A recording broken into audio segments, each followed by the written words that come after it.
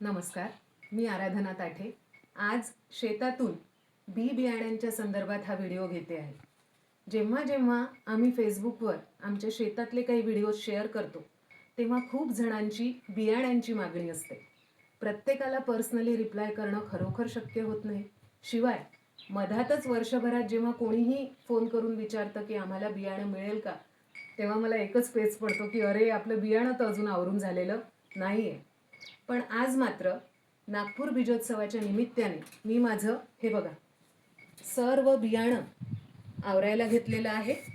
आणि आमच्याकडे जे उपलब्ध बियाणं आहे त्याच्यामध्ये शेरणी, त्याच्यानंतर काकडीचे काही प्रकार, विदर्भात दुर्मिळ होत चाललेल्या फूटवाळकाचे प्रकार, आंबाडीचे 3-4 प्रकार, झुमके दोडके, त्याच्यानंतर पंखवाल, सूर्यफूल, आळीव, तसंच हे बघा पालेभाजी आंबट चुका, ही रानभाजी करड कोसला, ह्याची पण खूप जणांची मागणी होती.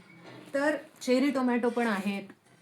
तर हे सगळं जे आम्ही स्वतः गेल्या 4-5 वर्षापासून आमच्या शेतात राखलेलं बियाणं आहे ते आमच्या आराध्य गृहोद्योगाच्या स्टॉलवर उपलब्ध असेल. एक गोष्ट मात्र आवर्जून नमूद करावीशी वाटते की प्रत्येक वाणाच्या 5 किंवा 10 बियाच आम्ही तुमच्यासोबत शेअर करू शकू.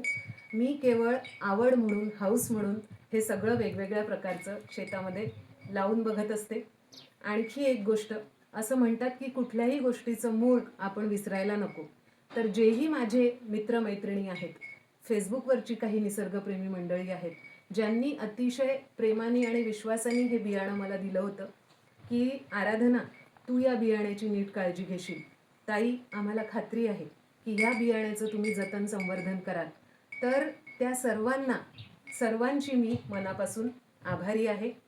तर येत्या 20, 21 आणि 22 मार्चला वनामती नागपूर येथे बीजोत्सव साजरा होतोय.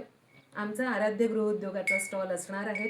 आराध्य गृहोद्योगाच्या स्टॉलवर आमचे रेग्युलर प्रॉडक्ट्स प्लस आमचे शेतात जपलेले हे देशी बियाणे दोन्हीही उपलब्ध असतील. सर्वांनी नागपूर बीजोत्सवाला अवश्य भेट द्या. आम्ही तुमच्या प्रतीक्षेत आहोत. धन्यवाद.